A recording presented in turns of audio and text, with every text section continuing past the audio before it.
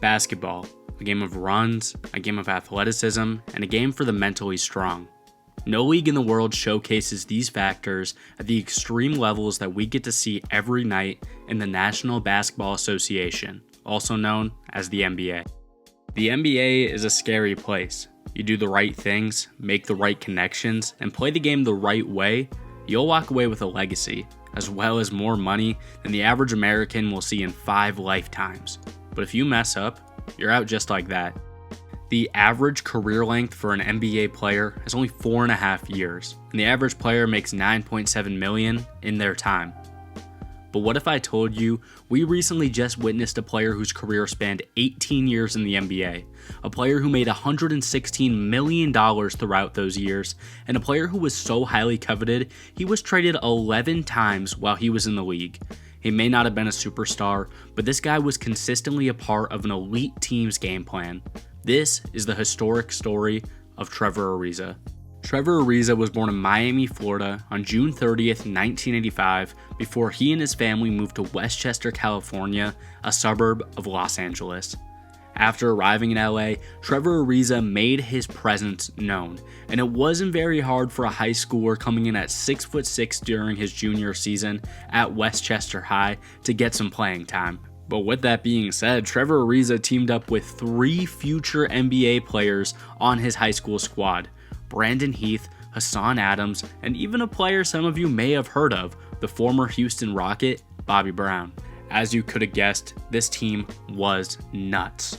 That junior season, they would go all the way to the California State Championship game, and the next year, with the team mostly to himself, Trevor Ariza would put scouts on notice as he earned a 5-star grade on Rivals.com. Guys, Ariza's story just began, and he's already top 20 in the whole country looking to go to school and make a name for himself. SEC teams like the University of Florida, as well as Big Ten powerhouses such as Indiana University, invested a lot of time trying to get the not-so-small forward to join their team. But at the end of the day, Los Angeles was now home to Ariza, which explains why he decided to stick on the West Coast and attend UCLA after his senior year of high school. Speaking of college basketball, conference tournaments are in full swing, and March Madness is right around the corner. If you want to get cheap tickets to watch your favorite team play, use code NEXTMANUP for $20 off your first purchase with SeatGeek.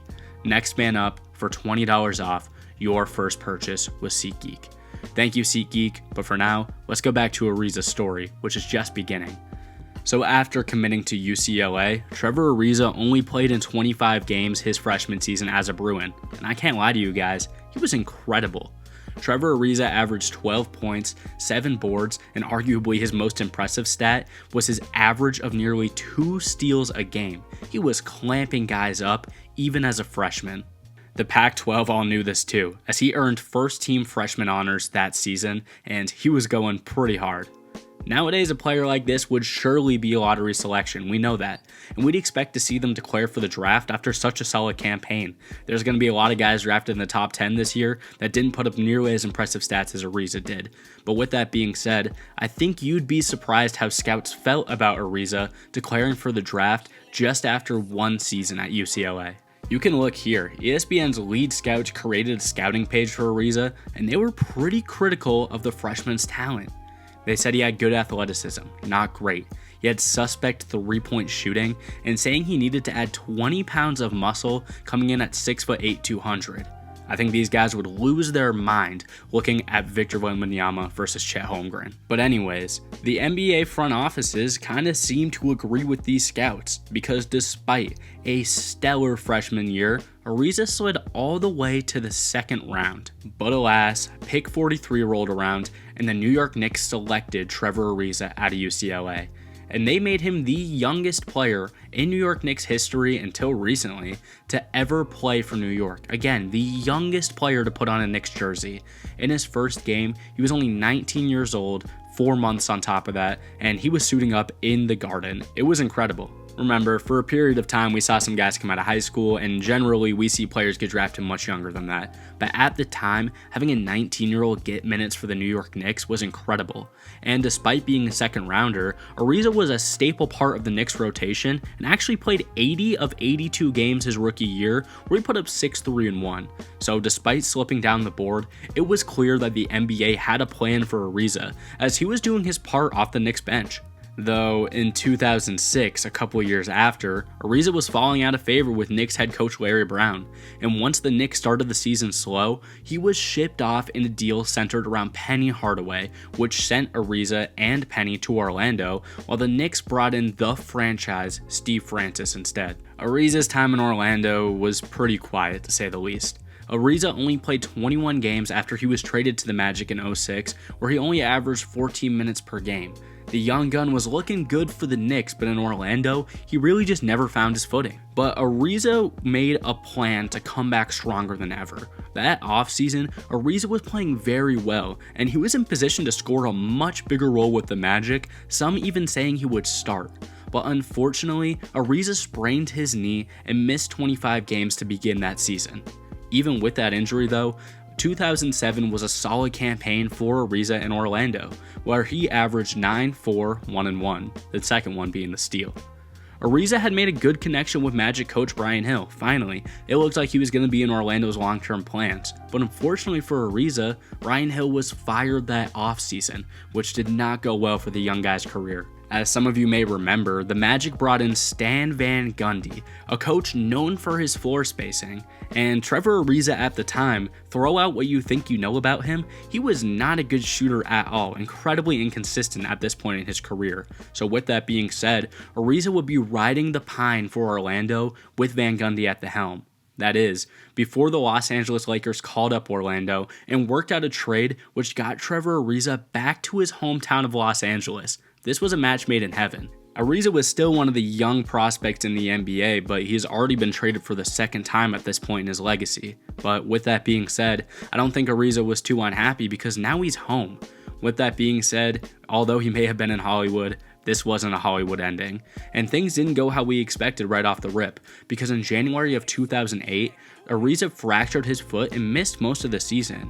That is, until he came back for Game 2 of the Western Conference Finals, where he not only played, but he got a bucket with the first shot he took coming back from that serious injury. You can just tell that Ariza stayed ready.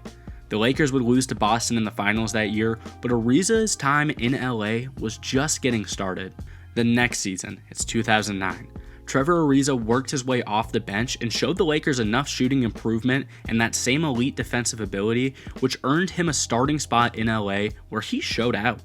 In that playoff run, Ariza might have just been Kobe's best friend. Ariza wasn't hitting game winners, but he had incredible defensive play, including a big moment against the Nuggets where Carmelo Anthony led up a turnover to him, which gave Los Angeles a 2-1 lead in the conference finals, which, as we know, eventually led to victory. He averaged 11-4 on 50% from 3 during the NBA finals once they got there, as the Lakers, and of course our guy Trevor Ariza, would be crowned NBA Finals champions. What a beginning to a career that looked like it was starting a little bit slow for Trevor.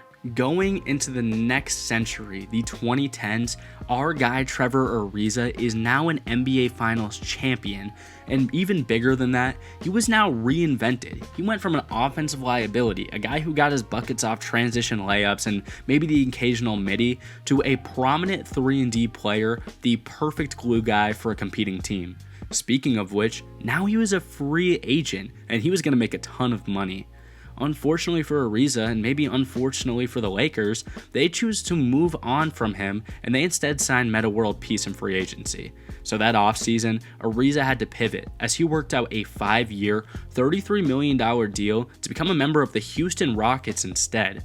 GM Daryl Morey personally flew out to meet with Ariza once he announced he would not be returning to LA, so it was clear from the beginning that the Rockets had a plan to make Ariza one of the cornerstones of their franchise.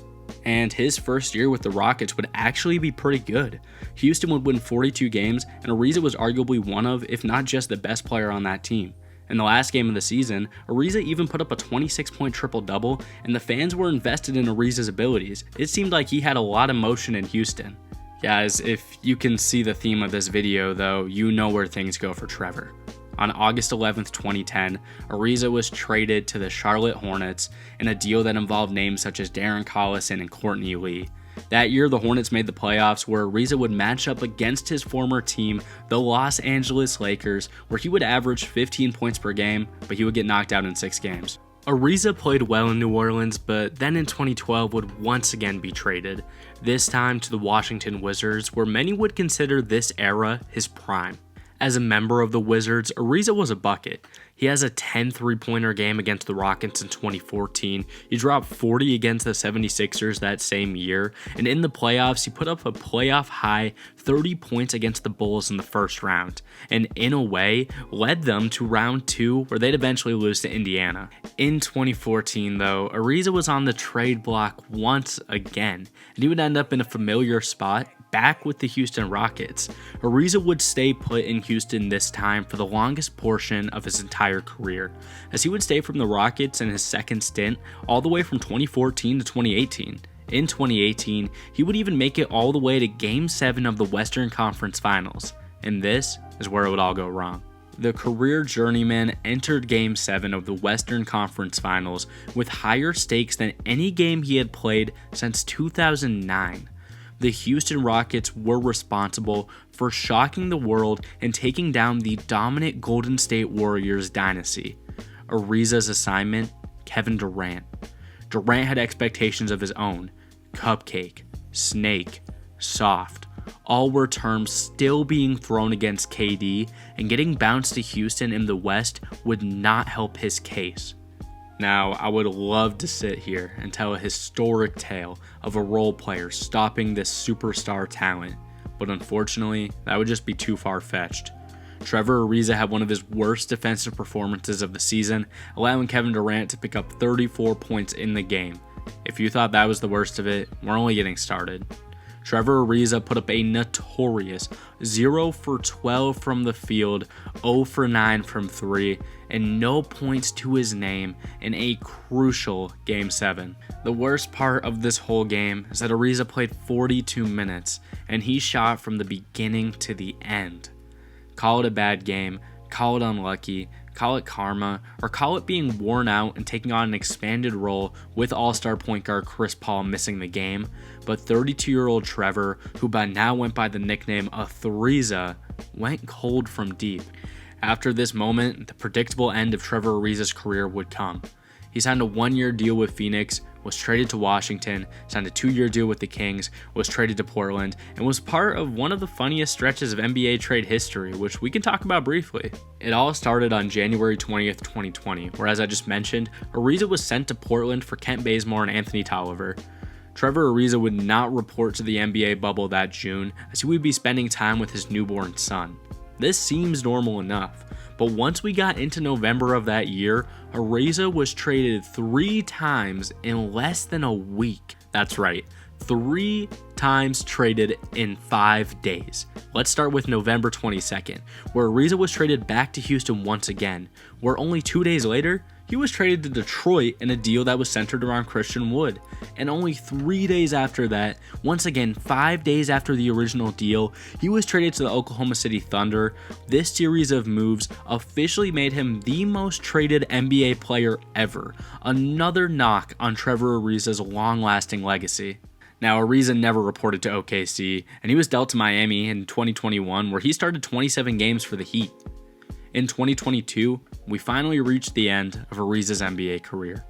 After joining the Lakers on a 1-year deal, he was waived after only 24 games and 11 starts, where he can only shoot 33% from the field. The long story of Trevor Ariza had finally come to an end. Ariza was a high school star, an LA legend, a college stud, a reinvented shooter who finally forced his way into the NBA, and once he got there, made himself an expanded role in every team he was on and improved on his flaws. Despite never being an all-star, ending your career with 18 seasons under your belt, and being traded for 11 different times will be the reason why Ariza's name will go down in the NBA history books and should never be forgotten. The ultimate role player and one of the most controversial 3-and-D shooters to ever play the game.